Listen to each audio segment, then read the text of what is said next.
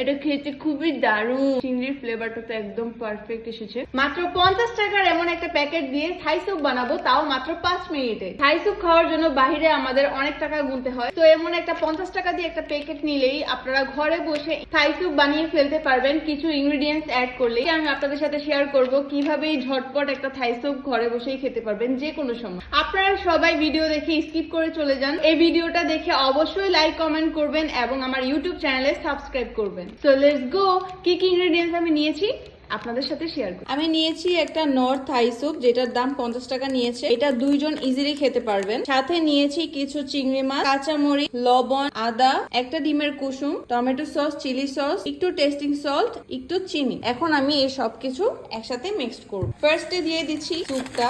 আমি এগুলো সব দিয়ে দিব একসাথেই। 1 গ্লাস পানি, সবকিছু ভালোভাবে মিক্স করে নিব। আপনারা চাইলে এর সাথে মাশরুম এন্ড চিকেনও অ্যাড করতে পারেন। এখন দিয়ে দিচ্ছি এটা চুলায়। আমি এর মধ্যে আরো 1 গ্লাস পানি অ্যাড করে দিয়েছি, টোটাল 2 গ্লাস পানি অ্যাড করেছি। আপনাদের কাছে থাই পাতা থাকলে অবশ্যই ইউজ করুন। অলরেডি একটা থাই সুপের স্মেল বের হয়েছে, তো এটা কুক হোক। দিয়ে দিচ্ছি কর্নফ্লাওয়ার, দিয়ে সাথে সাথে নাড়তে হবে। এখন দিয়ে দিব 1 স্লাইস লেবু। আমার স্যুপটা রেডি হয়ে গিয়েছে, এখন সার্ভ করব।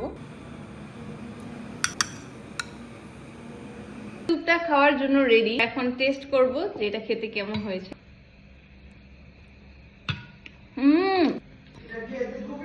এটা খেতে খুবই দারুণ।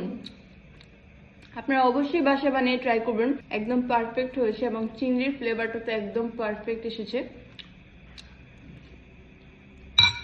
তো টাটা।